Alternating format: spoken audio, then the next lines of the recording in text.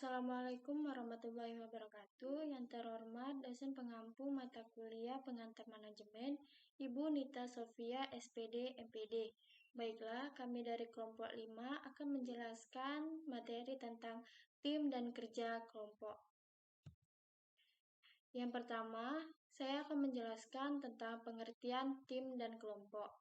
Tim adalah kelompok yang usaha-usaha individualnya menghasilkan kinerja lebih tinggi daripada jumlah masukan individual. Adapun tim bisa melakukan berbagai hal, yaitu yang pertama, membuat produk, memberikan jasa, menegosiasikan berbagai perjanjian, mengkoordinasikan proyek-proyek, memberikan nasihat, dan tim olahraga dan serta membuat keputusan. Adapun pengertian dari kelompok yaitu adalah sekumpulan orang yang mempunyai tujuan bersama yang berinteraksi satu dengan yang lain untuk mencapai tujuan bersama, mengenal satu dengan yang lain, dan memandang mereka sebagai bagian dari kelompok tersebut. Ada beberapa pengertian kelompok menurut para ahli, yaitu yang pertama menurut Robbins dan Coulter, kelompok adalah gabungan atau kumpulan dua atau lebih individu yang berinteraksi dan saling bergantungan untuk mencapai sasaran-sasaran tertentu. Yang kedua yaitu menurut Gibson, kelompok adalah kumpulan individu di mana perilaku dan kinerja satu anggota dipengaruhi oleh perilaku atau prestasi anggota lainnya. Perbedaan tim dan kelompok yaitu kelompok terdiri dari dua orang atau lebih yang bekerja sama dan saling bergantungan untuk mencapai tujuan yang sama. Sedangkan tim merupakan pengembangan sinergi yang positif dengan upaya yang terkoordinasi, sehingga total output-nya lebih besar daripada input individunya. Selanjutnya, perilaku kelompok. Perilaku kelompok adalah suatu aktivitas yang dapat diamati dari dua atau lebih manusia atau individu yang berinteraksi dan berkumpul untuk mencapai tujuan tertentu. Manusia sebagai individu mempunyai watak, temperamen, sifat, dan kepribadian yang berbeda-beda. Apabila individu tersebut masuk menjadi sebuah anggota suatu kelompok, maka sifat, watak, temperamen, dan kepribadiannya akan ikut dibawa masuk ke kelompok. Dalam hal demikian, maka akan terbentuklah suatu perilaku yang pada mulanya berorientasi pada perilaku individu harus diarahkan dan dikendalikan ke arah perilaku yang berorientasi kelompok. Hal ini berarti perilaku individu harus diarahkan menuju kepentingan organisasi guna mencapai tujuan organisasi sehingga dapat berkembangnya selanjutnya, dan perilaku kelompok berkembang menjadi perilaku organisasi.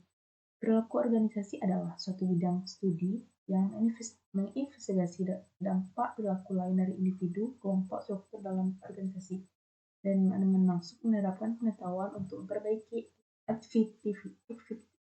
efektivitas organisasi. Jadi, perilaku kelompok dalam organisasi adalah aktivitas yang dilakukan dua atau lebih individu yang berkumpul dan berinteraksi sebagai anggota organisasi untuk mencapai tujuan organisasi yang telah disepakatinya. Selanjutnya, perilaku kelompok. Ada tipe-tipe kelompok berdasarkan alasan terbentuknya. Kelompok dapat dibagi menjadi dua, itu dapat kelompok formal dan informal. Yang pertama ada kelompok formal atau formal group adalah kelompok formal terbentuk karena tindakan manajerial organisasi dirancang secara internasional untuk mengarahkan anggotanya ke arah tujuan organisasi. Yang kedua adalah kelompok informal atau informal group adalah kelompok yang berkembang secara alamiah di antara individu tanpa pengarahan dari organisasi di mana mereka bekerja. Kelompok merupakan kelompok di mana anggotanya telah menerapkan untuk bekerja sama, tetapi tidak orang pun tertarik untuk menjalankannya. Susunannya menimbulkan persaingan satu sama lain. Lalu menurut David, ada beberapa tipe-tipe kelompok.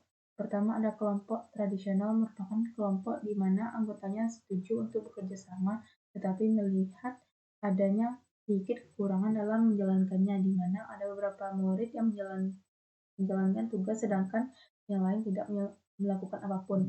Selanjutnya ada kelompok efektif, adalah kelompok yang anggotanya bekerja sama untuk mencapai tujuan yang telah ditetapkan.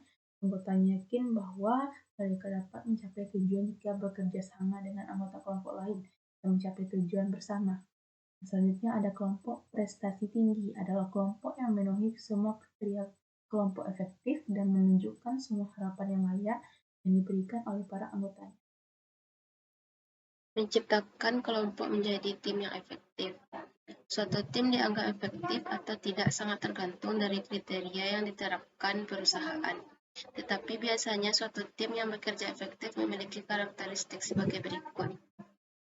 1. Tujuan yang jelas.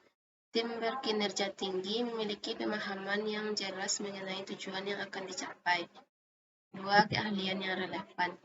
Tim yang efektif terdiri dari individu-individu kompeten yang memiliki kemampuan teknis dan interpersonal yang dibutuhkan untuk menciptakan tujuan yang diinginkan sambil bekerja sama. 3. Rasa saling percaya. Tim yang efektif dicirikan oleh tingginya kepercayaan di antara para anggotanya. Keempat, komitmen bersama.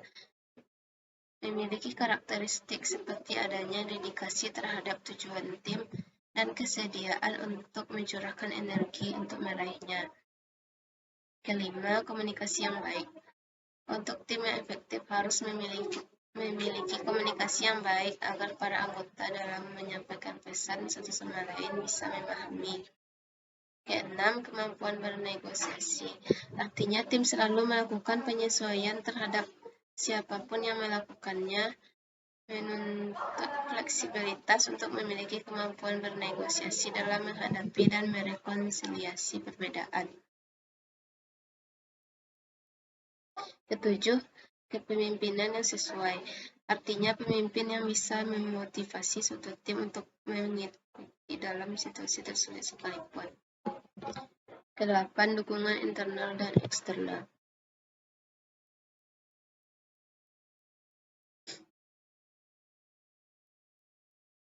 Bagaimana mewujudkan tim efektif? 1. Setiap hari lakukan pertemuan singkat sekitar 15 menit sambil berdiri saja atau stand up meeting. Yang kedua, tanyakan kepada anggota apa yang sedang dikerjakan atau ditangani, apa yang ingin dicapai hari ini, apa ada sesuatu yang menghalangi penyelesaian tugas Anda tersebut. Perjelas sasaran-sasaran bersama. Identifikasi penghambat yang bisa menghambat pencapaian sasaran dan hilangkan hambatan tersebut. Yang ketiga, ciptakan kondisi yang memungkinkan atau enabling setting yang memungkinkan tim bekerja secara optimal. Keempat, ukur dan monitor kemampuan pencapaian sasaran untuk memastikan semua sasaran bisa dicapai. Yang kelima, kualitas sebaik tim leader.